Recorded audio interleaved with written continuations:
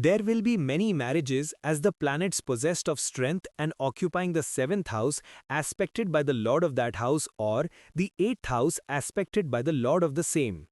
इस सूत्र में कहा गया है कि यदि शक्तिशाली या बलयुक्त ग्रह सप्तम भाव में स्थित हों और उन पर सप्तम भाव का स्वामी यानी सप्तमेश दृष्टि कर रहा हो अथवा ऐसे बलयुक्त ग्रह अष्टम भाव में हों और उन पर अष्टम भाव का स्वामी दृष्टि डाल रहा हो तो व्यक्ति के जीवन में अनेक विवाह या कई महत्वपूर्ण संबंध बनने की संभावना हो सकती है।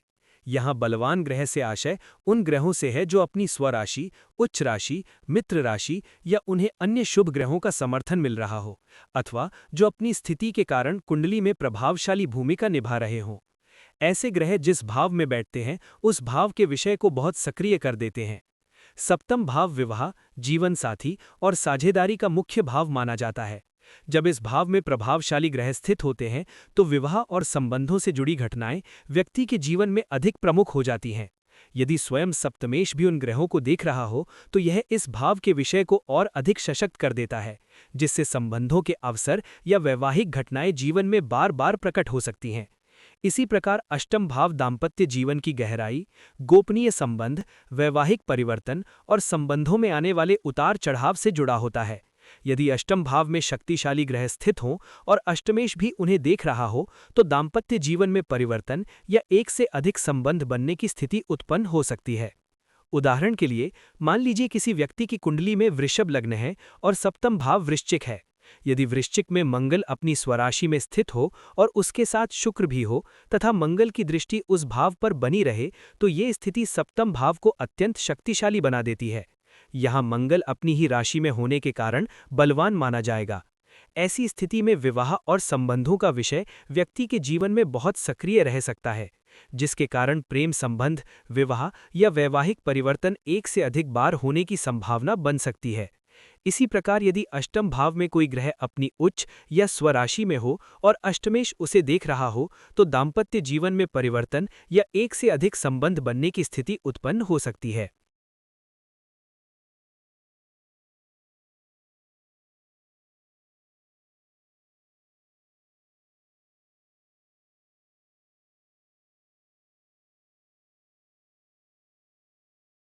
इस सूत्र में कहा गया है कि यदि अष्टम भाव का स्वामी यानी अष्टमेश लग्न यानी प्रथम भाव या सप्तम भाव में स्थित हो तो व्यक्ति के जीवन में दो विवाह या दो प्रमुख दाम्पत्य संबंध होने की संभावना बन सकती है।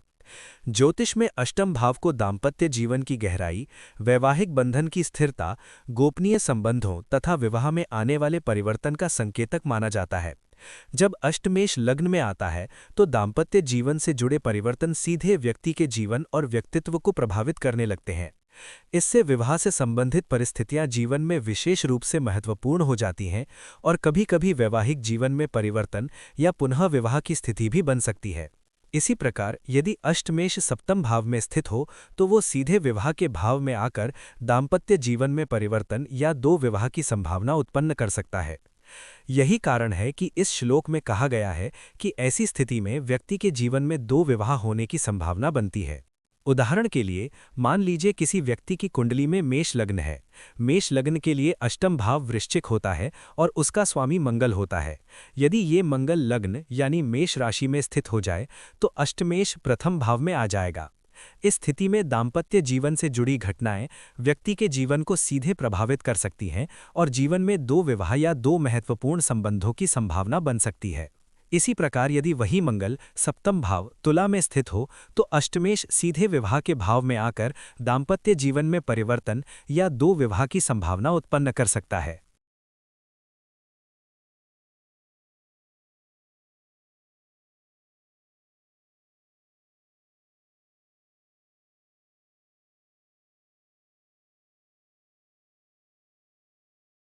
Shlok. If the lord of the second house be in the sixth, and if there be malefic in the seventh, the person will have two wives. अर्थ। इस सूत्र में कहा गया है कि यदि द्वितीय भाव का स्वामी षष्ठ भाव में स्थित हो और साथ ही सप्तम भाव में कोई पाप ग्रह स्थित हो तो व्यक्ति के जीवन में दो विवाह या दो प्रमुख दाम्पत्य संबंध बनने की संभावना हो सकती है।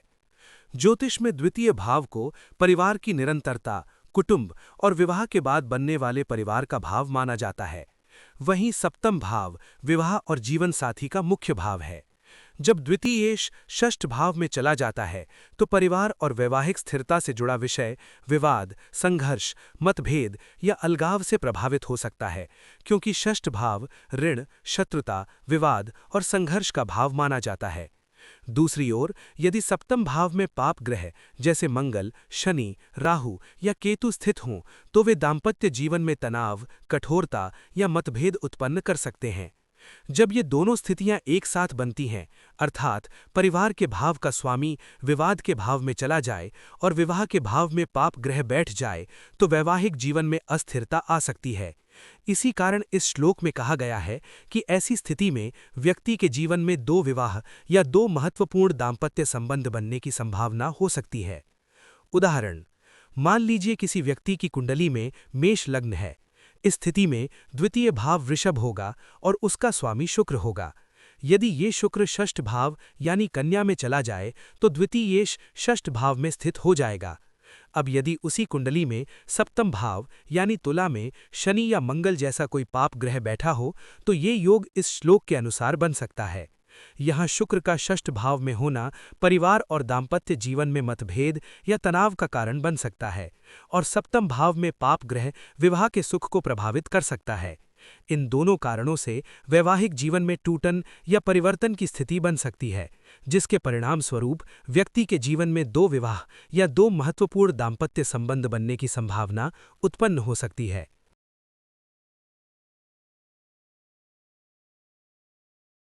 श्लोक जटक तत्व 71-71 If the lord of the seventh house is with a benefic in an inimical or debilitation house and the seventh house is occupied by a malefic, the person will have two wives. अर्थ, इस सूत्र में कहा गया है कि यदि सप्तम भाव का स्वामी सप्तमेश किसी शुभ ग्रह के साथ स्थित हो, लेकिन वो स्थिति शत्रु राशि या नीच राशि में हो और साथ ही सप्तम भाव में कोई पाप ग्रह स्थित हो, तो व्यक्ति के जीवन में दो विवाह या दो प्रमुख दाम्पत्य संबंध बनने की संभावना हो सकती है। ज्योतिष में सप्तम भाव विवाह, जीवन साथी और दाम्पत्य संबंधों का मुख्य संकेतक होता है। जब सप्तमेश स्वयं कमजोर स्थिति में होता है, जैसे शत्रु राशि या नीच राशि में, तो वो विवाह से जुड़े विषयों को स्थिर और संतुलित रूप से संचालित नहीं कर पाता। भले ही उसके साथ कोई शुभ ग्रह हो, फिर भी शत्रु या नीच राशि में होने के कारण उसकी शक्ति कम हो जाती है। दूसरी ओर यदि उसी समय सप्तम भाव में कोई पाप ग्रह जैसे मंगल, शनि, राहु या केतु बैठा हो तो वो दाम्पत्य जीवन में तनाव, मतभेद या कठोर परिस्थितियां उत्पन्न कर सकता है।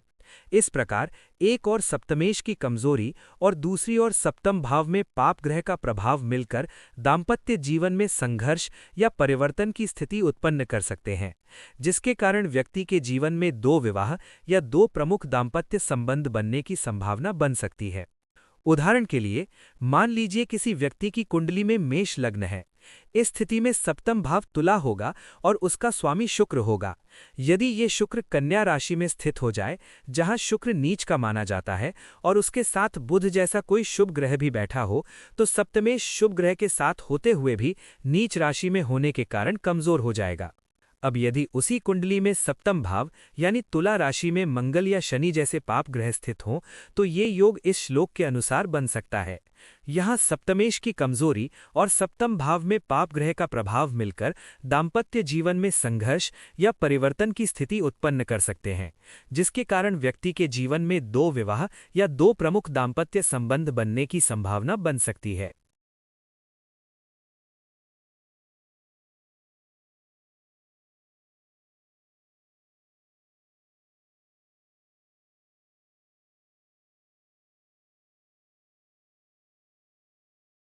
श्लोक जटक तत्वा सप्तमा Viveka 72 If Kalatra Karaka, Venus, is associated with a malefic or is in a depression, inimical or eclipsed Navamsha, the person will have two wives. अर्थ, इस सूत्र में कहा गया है कि यदि कलत्र कारक शुक्र किसी पाप ग्रह के साथ युति में हो या नवांश कुंडली में नीच राशि, शत्रु राशि या ग्रहणग्रस्त यानी एक्लिप्स्ड नवांश में स्थित हो, तो व्यक्ति के जीवन में दो विवाह या दो महत्वपूर्ण दाम्पत्य संबंध होने की संभावना बन सकती है। ज्योतिष में शुक्र को विवाह, प्रेम, आकर्षण और दाम्पत्य सुख का मुख्य कारक ग्रह माना जाता है। जब शुक्र अपनी स्वाभाविक शक्ति में होता है तो वो वैवाहिक जीवन में संतुलन, प्रेम और सामंजस्य देता है। लेकिन जब शुक्र पाप ग्रहों के प्रभाव में आ जाता है या नवांश में कमजोर स्थिति में होता है तो दाम्पत्य जीवन में असंतुलन, आकर्षण में बदलाव या संबंधों में कठिनाइयां उत्पन्न हो सकती हैं। यदि शुक्र मंगल, शनि, राहु या केतु जैसे पाप ग्रहों के साथ युति में हो तो ये संबंधों में तनाव या तीव्रता ला सकता है। मंगल के साथ शुक्र होने पर संबंधों में अत्यधिक आकर्षण और आवेग हो सकता है, जिससे संबंध जल्दी बनते और कभी-कभी जल्दी टूट भी सकते हैं। शनि के साथ शुक्र होने पर संबंधों में दूरी, ठंडापन या असंतोष की भावना आ सकती है। राहु के साथ शुक्र होने पर असामान्य आकर्षण, गुप्त संबंध या सामाजिक नियमों से हटकर संबंध बनने की संभावना हो सकती है। इन कारणों से वैवाहिक जीवन में स्थिरता कम हो सकती है और जीवन में एक से अधिक संबंध बनने की संभावना बढ़ सकती है। एक्लिप्स्ड नवांश क्या है? एक्लिप्स्ड का अर्थ यहाँ उस स्थिति से है जब शुक्र पर राहु या केतु का प्रभाव हो। यदि नवांश कुंडली में शुक्र राहु या केतु के साथ युति में हो या उनके बहुत निकट हो तो उसे ग्रहणग्रस्त या प्रभावित माना जाता है। राहु केतु का प्रभाव शुक्र की स्वाभाविक प्रकृति को विकृत कर सकता है, जिससे व्यक्ति के प्रेम और संबंधों में असामान्य या जटिल परिस्थितियां उत्पन्न हो सकती हैं। उदाहरण, मान लीजिए किसी व्यक्ति की कुंडली में वृषभ लग्न है और शुक्र मंगल के साथ युति में है। मंगल एक पाप ग्रह माना जाता है और उसकी अग्नि प्रकृति शुक्र की कोमल प्रकृति को प्रभावित कर सकती है। ऐसी स्थिति में व्यक्ति के जीवन में प्रेम संबंधों में तीव्रता और आकर्षण बहुत अधिक हो सकता है, लेकिन संबंधों में स्थिरता बनाए रखना कठिन हो सकता है। दूसरे उदाहरण में यदि नवांश कुंडली में शुक्र शनि के साथ हो और वो शत्रु राशि में स्थित हो तो दाम्पत्य जीवन में दूरी, असंतोष या भावनात्मक ठंडापन आ सकता है। इसी प्रकार यदि नवांश में शुक्र राहु के साथ स्थित हो तो इसे ग्रहणग्रस्त स्थिति माना जा सकता है, जिससे व्यक्ति के संबंधों में असामान्य या एक से अधिक संबंध बनने की संभावना बढ़ सकती है। इस प्रकार जब शुक्र, जो विवाह और दाम्पत्य सुख का मुख्य कारक है, पाप प्रभाव या कमजोर नवांश स्थिति में होता है तो शास्त्रों के अनुसार वैवाहिक जीवन में परिवर्तन या एक से अधिक विवाह की संभावना उत्पन्न हो सकती है।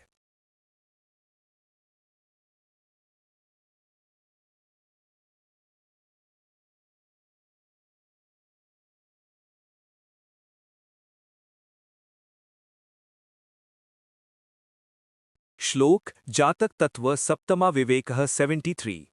When 3 or 4 malefics are in the 7th house, the person will have 2 wives.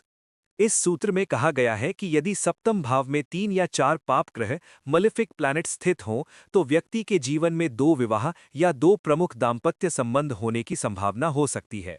ज्योतिष में सप्तम भाव विवाह, जीवन साथी और दाम्पत्य संबंधों का मुख्य भाव माना जाता है।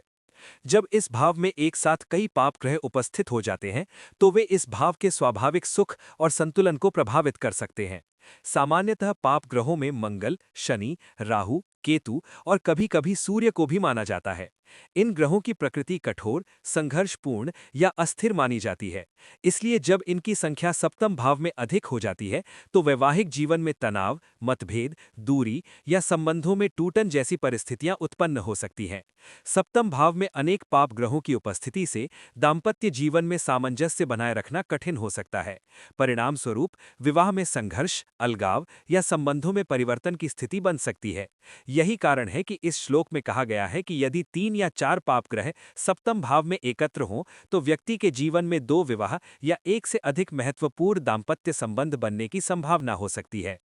उदाहरण के लिए मान लीजिए किसी व्यक्ति की कुंडली में मेष लग्न है। इस स्थिति में सप्तम भाव तुला होगा। यदि तुला राशि में मंगल, शनि और राहु जैसे 3 पाप ग्रह एक साथ स्थित हों तो सप्तम भाव अत्यधिक प्रभावित हो सकता है। मंगल दाम्पत्य जीवन में आवेग और संघर्ष ला सकता है, शनि दूरी या ठंडापन उत्पन्न कर सकता है और राहु असामान्य परिस्थितियां या भ्रम पैदा कर सकता है। जब ये तीनों प्रभाव एक ही भाव में एकत्र होते हैं तो वैवाहिक जीवन में संतुलन बनाए रखना कठिन हो सकता है। ऐसी स्थिति में विवाह में तनाव या टूटन की संभावना बढ़ सकती है, जिसके कारण व्यक्ति के जीवन में दूसरा विवाह या एक से अधिक दाम्पत्य संबंध बनने की स्थिति उत्पन्न हो सकती है।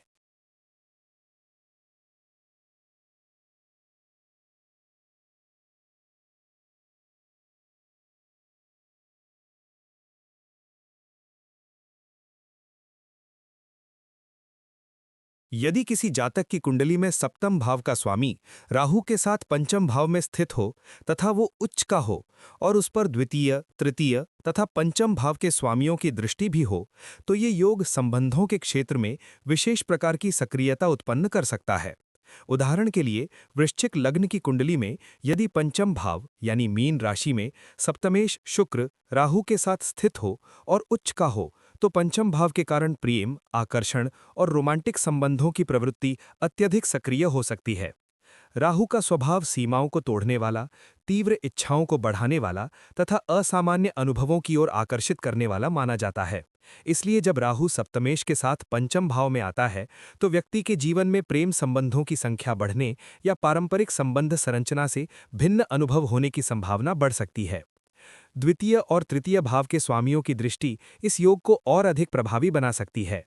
द्वितीय भाव परिवार, वाणी और सामाजिक दायरे को दर्शाता है, जबकि तृतीय भाव साहस, पहल, संचार और संपर्कों के विस्तार से संबंधित है।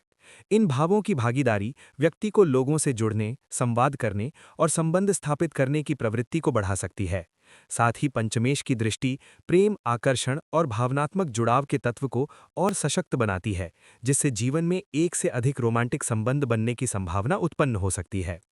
यदि नवांश कुंडली में केंद्र स्थानों में द्विस्वभाव राशियां यानी मिथुन, कन्या, धनु या मीन उपस्थित हों और उनमें कोई शुभ ग्रह ना हो, बल्कि केवल पाप ग्रहों का प्रभाव हो तथा उनमें से एक ज्ञातिकारक भी हो, तो ये स्थिति संबंधों में अस्थिरता और विविध अनुभवों की प्रवृत्ति को दर्शा सकती है।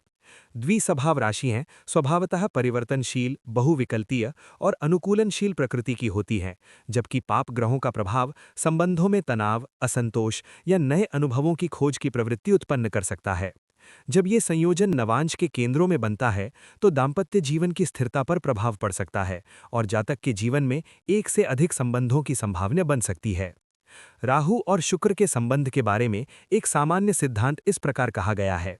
राहु यदा शुक्र संयुक्तो काम भावे विशेषतः स्त्री संगेषु बहुलत्वम ददाति नात्र संशयः। अर्थात जब राहु का शुक्र के साथ संबंध बने, विशेषतः प्रेम या काम से संबंधित भावों में, तब व्यक्ति के जीवन में स्त्री संबंधों की अधिकता या अनेक संबंधों की प्रवृत्ति देखी जा सकती है। इसलिए जब पंचम भाव, सप्तमेश, राहु तथा नवांश में द्विस्वभाव राशियों और पाप ग्रहों का प्रभाव एक साथ जुड़ता है, तो ये योग बहु संबंधों या एक से अधिक प्रेम संबंधों की संभावना को संकेतित कर सकता है।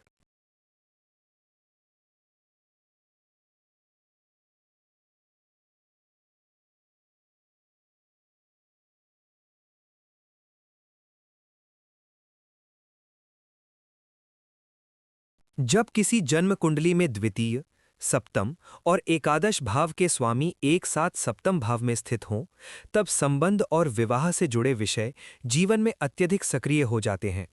द्वितीय भाव परिवार और कुल का सूचक है, सप्तम भाव विवाह और जीवन साथी का तथा एकादश भाव इच्छाओं की पूर्ति, मित्र मंडली और सामाजिक दायरे का प्रतिनिधित्व करता है।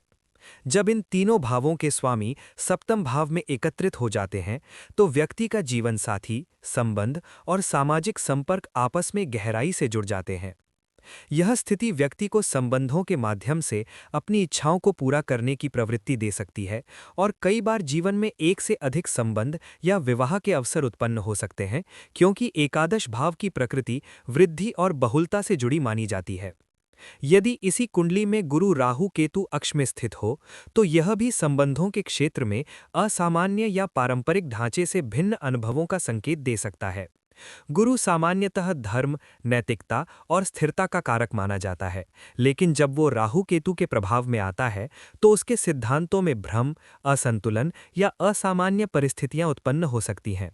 इससे व्यक्ति के संबंधों और वैवाहिक निर्णयों में कभी-कभी भ्रम, परिवर्तन या अप्रत्याशित परिस्थितियां उत्पन्न हो सकती हैं, जो एक से अधिक संबंधों या वैवाहिक अनुभवों की संभावना को बढ़ा सकती हैं।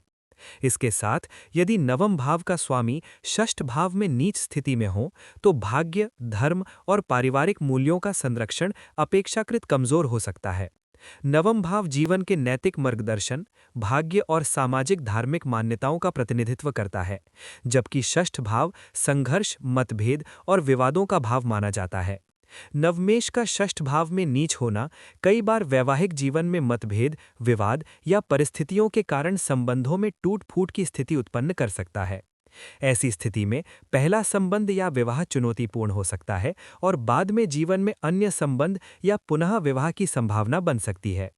इस प्रकार जब सप्तम भाव में द्वितीय, सप्तम और एकादश भाव के स्वामी एकत्र हों, गुरु राहु केतु अक्ष में स्थित हों और नवमेष षष्ठ भाव में नीच हो, तो यह योग वैवाहिक जीवन में विविध अनुभवों, संबंधों में परिवर्तन या एक से अधिक विवाह या संबंध की संभावनाओं की ओर संकेत कर सकता है।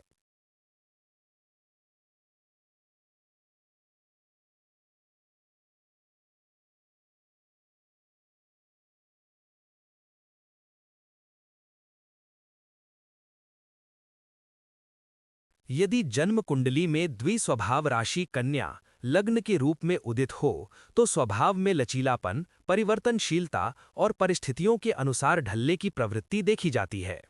द्विस्वभाव राशियां सामान्यतः एक से अधिक विकल्पों या अनुभवों की ओर झुकाव का संकेत देती हैं।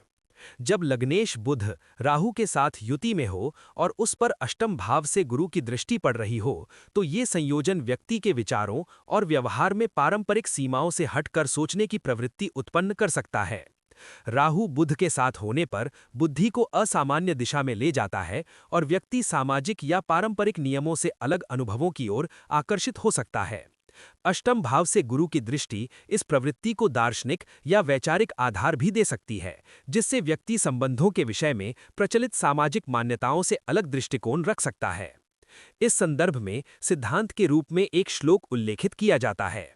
सप्तमेशोष्टमे स्थितो राहुणा यदि संयुतः पाप दृष्टे विवाहेषु बहु संबंध संभवः। अर्थात जब सप्तमेश अष्टम भाव में हो और राहु या पाप ग्रहों का प्रभाव हो, तब वैवाहिक जीवन में जटिलता तथा एक से अधिक संबंधों की संभावना उत्पन्न हो सकती है।